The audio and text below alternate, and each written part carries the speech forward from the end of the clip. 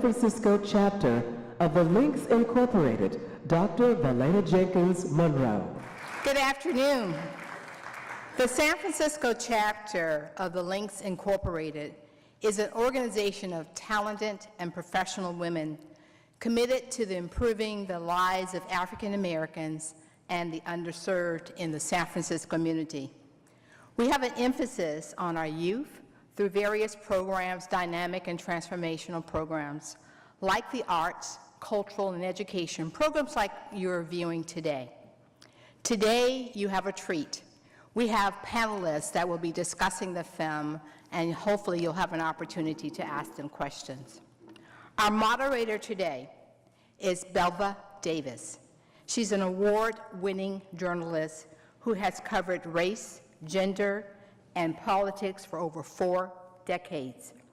She retired as the first African-American woman hired to work as a television news reporter in the Western United States. An inspiration, yes, you can clap.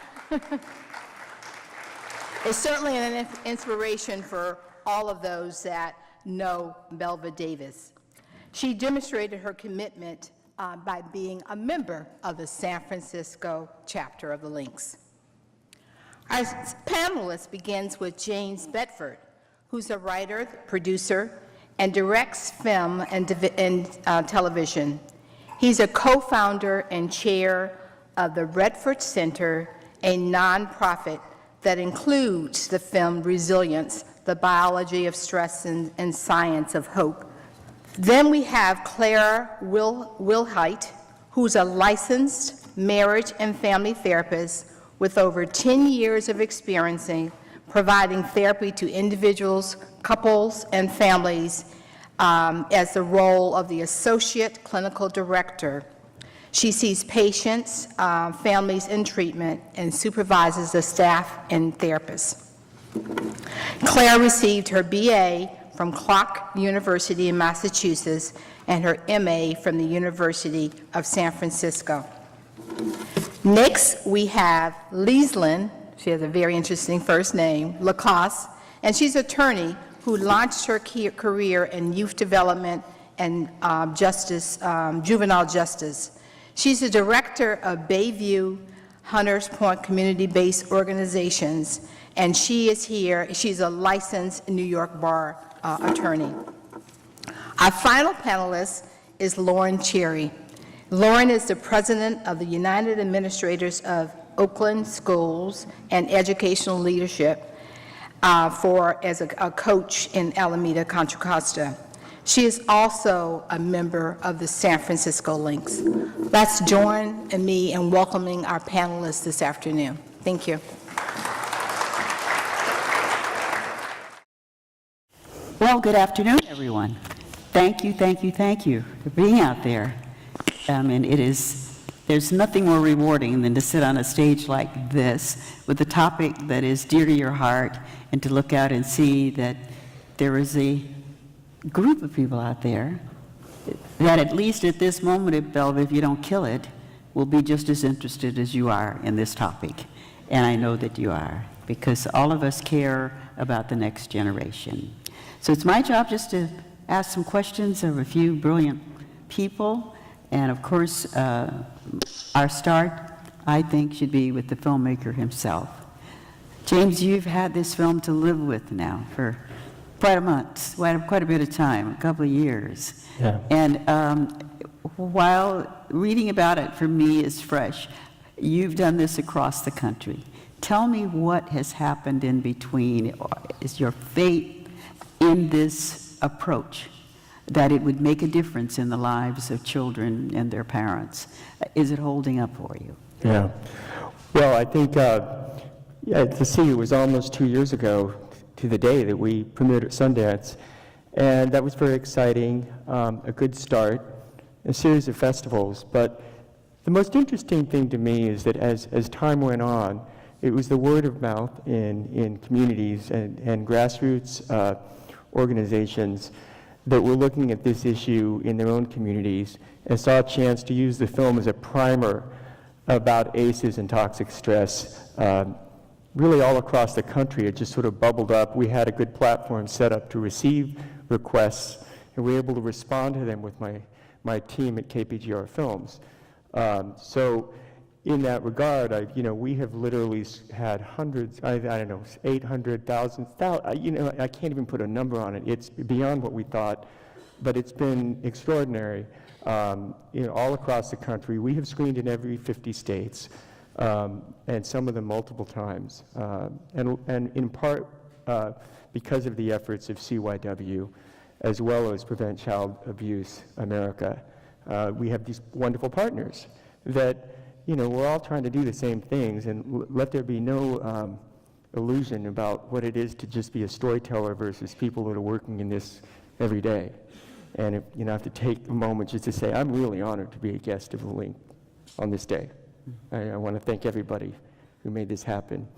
And I think even additionally to that is it's gone international.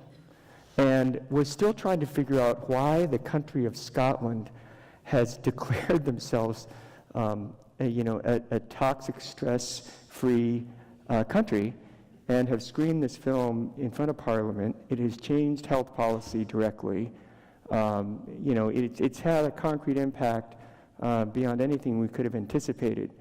I'd like to say that's because, I'm some great filmmaker, but I actually think it has more to do with the time, what the issue is, how communities are ready and waiting to do a better job of understanding how to take care of children at risk and to help promote better health outcomes for all of us over time.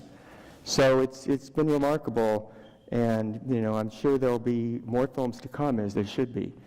I think we're just getting started. Resilience is a primer, and I look forward to seeing where it all goes. Good progress report. Does that mean that there will be more to come? But I'll go back to the questions, because I think central to your approach was how this took us across the country.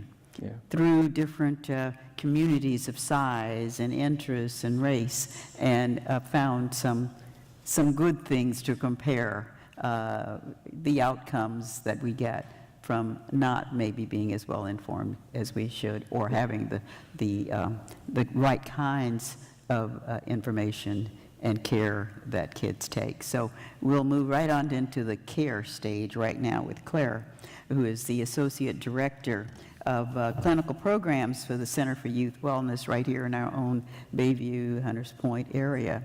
And it seemed like a good place to start, because it's an area that struggled with trying to get the level of learning and excellence from the community that many felt was there, but we just hadn't found a pathway. So talk a little bit about the Center for Youth Wellness and how it fits into this. Well, there is a lot to say about the Center for Youth Wellness, but ultimately, as you learned from the film, our founder, Dr. Nadine Burke Harris, opened up a pediatric clinic, and in doing that work recognized that there was a lot more going on behind some of the physical health issues that she was seeing, and recognized the need for support, which is why the Center for Youth Wellness was developed. We're primarily therapists, we have neurofeedback specialists, care coordination.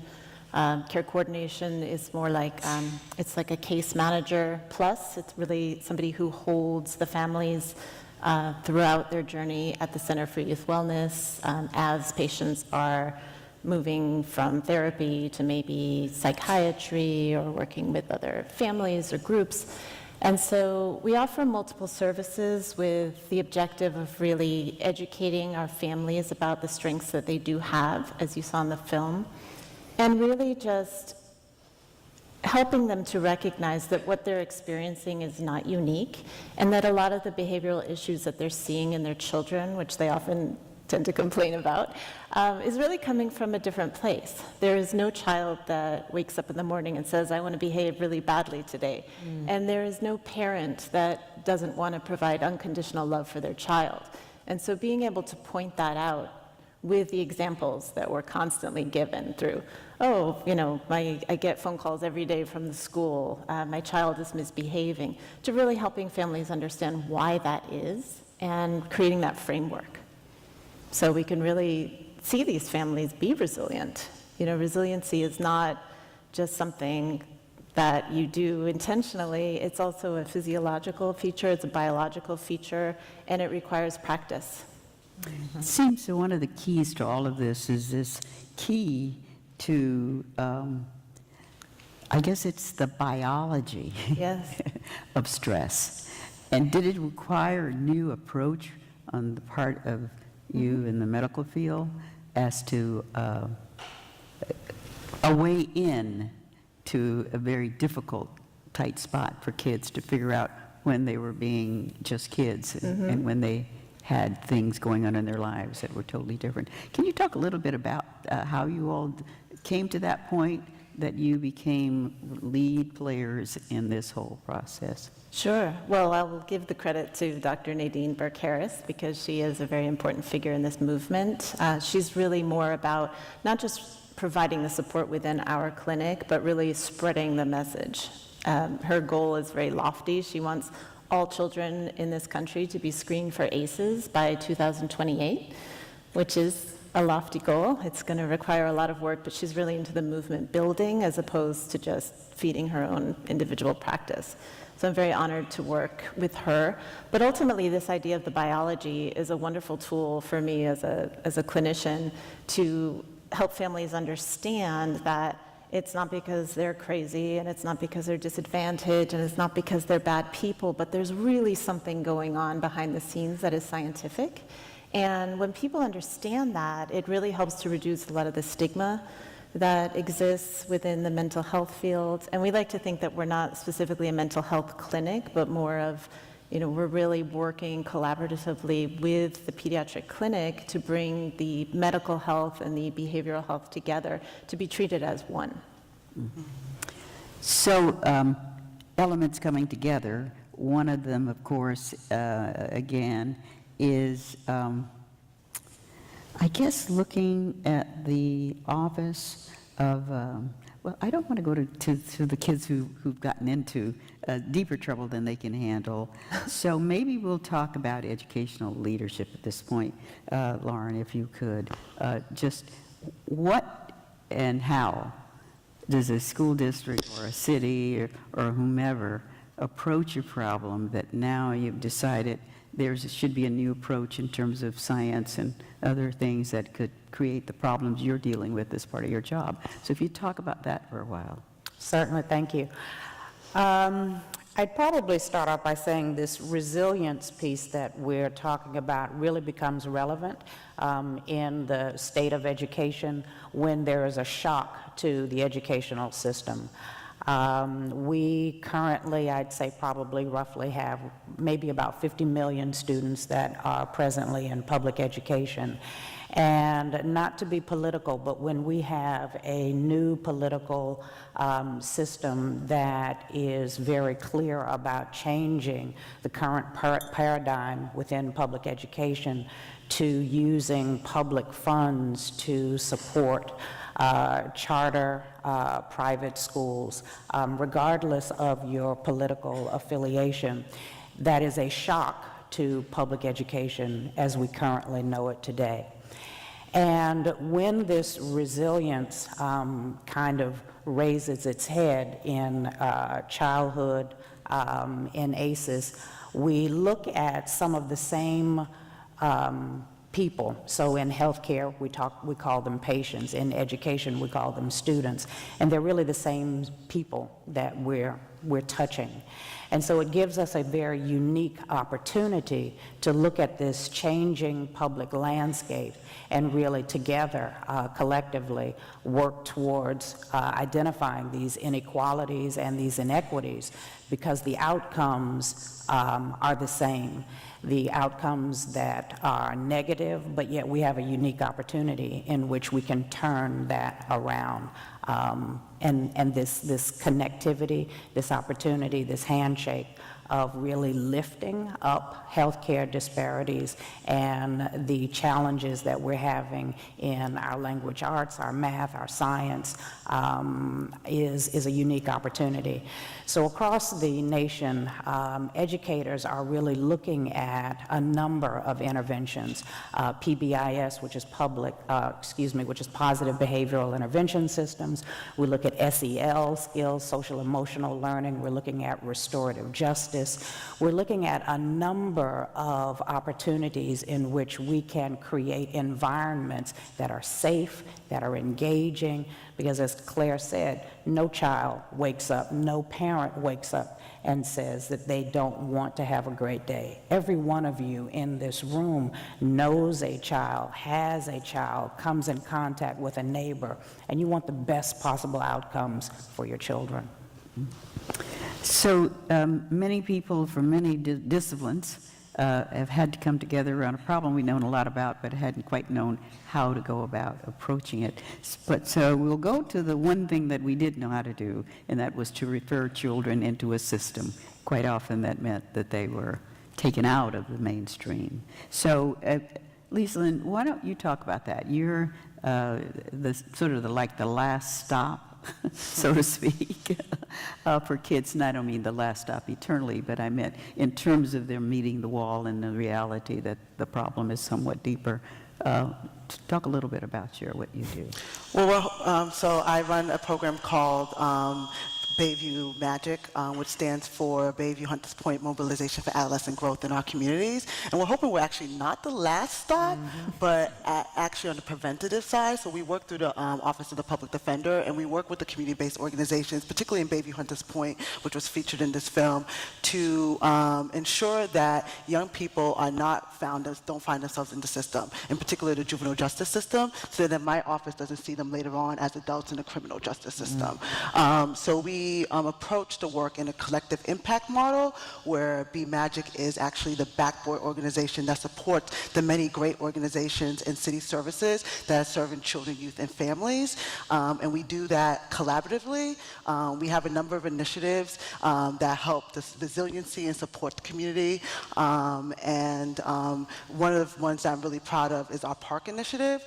We are really working to engage not only the community, but our park partners here in the city, like San Francisco Rec and Park and the Department of Public Health, and really revitalize and re-engage families in our park, which addresses some of the health concerns that we heard about today, and really getting and making our parks safer for families as well. Yeah. James, we return to you. Your story covers the states. You're in all kinds of communities across this country in gathering the facts and impressions about what's going on. I wonder if you could talk a little bit about the differences in the communities as you try to open this topic and to get sincere answers from people, and if it's different today than on the day when you started the process. So I read the initial ACEs study that was covered in the film in 2012, and I had to look really hard online to hear anything about the phrase toxic stress or ACEs. And I looked at what organizations were informed and using this terminology and trying to implement it in the work they do, whether it was social services, educational, pediatric, juvenile justice, and it was scant at the time. That's completely changed now. You have entire school districts, even the State Department of Education for Illinois has embraced trauma-informed best practices at the state level. There's hundreds of schools in New York State that are adopting the principles and using the vocabulary. And this is not because of the movie. I think the timing, honestly, our timing is really related to my partner, Karen Pritzker, who always seems to have her finger on the pulse of when certain things are ripe for change and need messaging. And that's sort of our partnership. She has an eerie sense for what the public doesn't know but is ready to hear, whether it be this topic or dyslexia in the work that we've done. So, the film came out as they say 15, 20 years goes by before hard science becomes best practices. This is a common pattern you see. So what you see now is we're now into that implementation stage, and the film has supported that. But I think another reason it's gone so big is that this science and what it means for children and health outcomes later in life, it's applicable no matter where you live. You know, there isn't a corner of this country and any kind of socioeconomic strata that isn't dealing with the hidden scourge of unaddressed toxic stress. Doesn't matter where you live, what your income bracket is, what's going on. That isn't to say that pressing issues of injustice and poverty aren't important. They totally are. They're like kerosene on the flame. But at the same time, this is relevant to everybody. And I think I've been amazed to see, you know, in each community, there are people there that are really wanting to change the way they interact with the students and kids that are struggling, create more time at the pediatrician's office, create more training at the school level to sort of ask what's going on rather than why are you doing that. All these things are they're just sort of bubbling up everywhere. It's pretty inspiring. Mm. And Claire, you're in Bayview, where, you know, long we've had efforts, many of them, you know, royal in nature, as to how do you get the kids from a neighborhood that's known to have an income level below that of the crosstown city, to the point where people can accept that it is not that they just are naturally not learners, but there are other factors that may be having a heavy impact on their performance that we see coming from that neighborhood or that school. So tell me about how your organization went about putting up your end of the fight here. Well, over the years, we've had various levels of interaction with the larger community. I mean, we certainly have an interest in our community, and we have a presence in the community, but because our services are only available to patients from the Bayview Child Health Center, we have a subpopulation. So even though our community is Bayview Hunters Point, we have a smaller community of patients who actually attend the Bayview Child Health Center, which simplifies things because it's hard to be a part of a community and fully integrated in the community while you're providing services in the community. It can get complicated, but ultimately, because we have the smaller community, most of our patients are from the Bayview area or fairly close to it. And once they're in at the pediatric clinic, they have their doctors, their nurses, the people they know and trust, the medical assistants who greet them as they come in. And some of our employees at the Center for Youth Wellness are actually in the clinic, and so we have a presence there as well. So we've been changing our model over time, but we're at a critical point right now. It's an exciting time where when somebody goes, say you bring your child to a wellness visit at the pediatric office, well, you'll have your weight taken, you'll go through the various steps, you'll meet with the medical assistant, and instead of just going directly to your pediatrician, you'll also be able to speak with somebody from the Center for Youth Wellness, who won't be, you know, it's not, oh, this is a therapist, or this is so-and-so, this is one of our partners. And so children and families can become more accustomed to recognizing that the emotional health and the physical health go together hand in hand. It's very much integrated care. And from there, there's trust that's developed over time, or an interest. And with every conversation that we have, I mean, I'll admit, not everybody drops everything and says, oh, sign me up, I want this. Many people say, no, I'm not interested, I'm not ready, maybe another time. But every interaction we have is a little dose of therapy. You know, it's an intervention at some level, and hopefully over time we're planting those seeds where maybe they'll come back later, or they'll come back with something like, oh, can you help my child find a summer camp? Or can you assist me with something that's going on at school? And that can become the beginning of the relationship that ultimately can become something much deeper. Some will say that you had it rather much simpler than other districts because you had a structure around that was ready to look for something to new and to find new directions. In fact, from what I hear, the work there at this particular clinic is now nationally known, and people are calling on you. It is. I'll admit that we're not the only people doing this work. I think the movement has grown and changed a great deal over the years, but we continue to try to be a model for other people. They can learn from our mistakes. They can definitely emulate some of the practices that we do. And we've been constantly changing our model over time to really meet the needs of our patients. Lauran, you go to conferences across the country too. So you're in the midst of this new awakening, that's what I'm calling it, okay. Talk a little bit about what it's like to be on that platform of trying to look at, you know, this whole biology of stress and the whole science of bringing hope to kids who maybe thought they didn't have much of a chance to succeed. Certainly. I think I'll probably start off by saying that we really, in education, have this unique opportunity to really choose, to really have a different mindset.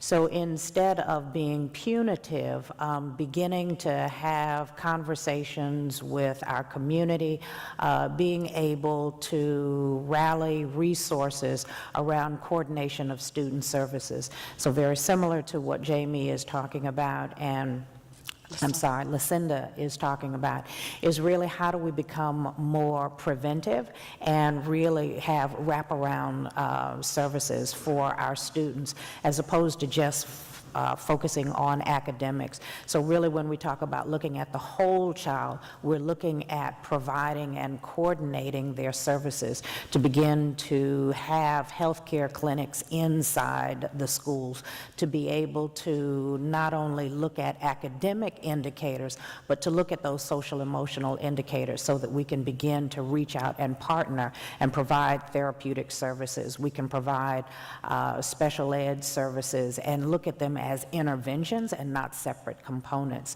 that we begin to partner with families. So when we notice that students are absent, or when we notice that quiet student that was depicted in the film, that we can actually begin to listen and reach out to that student and to that family and be more partners with their academics and focus on maybe their food services, focus on some of their social needs. And so this is something that is happening nationwide, and as administrators and as teachers, we're really looking at opportunities for partnering with each other so that we can build those leadership skills, so that we can build those trauma-informed practices. Similar to earlier when I said that we're very much intentionally looking at how do we restore harm so that we don't have to put them into a juvenile system, so that we can keep our students inside the classroom, which is much safer than anywhere that they could be outside. I invite any panelists who might want to comment on something you've heard your fellow panelists say to jump right in there. We don't have a lot of minutes here, so the door is open for whatever you think is the important things to be said here. But one more last question to the filmmaker. You've gone into communities that we've talked about where sometimes there's an expectation that students aren't going to do well. But you went into Middle America, in the places where you know things are supposed to work. Right. Did people there have a hard time accepting that there was some biological reasons, something above what what Grandma told them to do when the kids got online? What did you get from different regions of the country? Well, first I'll just say I was surprised. It seemed to resonate in Trump land. I could spend the next hour going on about that, but I'll spare everybody. I think we're all pretty. But what you see at the grassroots level is these experiences, whether you're rural or urban or south, north, east, west. There's an expression of these problems, and because they can be intergenerational, they have family history very often, and it's something that I can't tell you how many times someone would come up to me and sort of explain, you have no idea, I have an ACE score of 8, and at first glance, on my own predispositions or whatever, I would say, really like a really successful professional, got it totally together, suffering inside.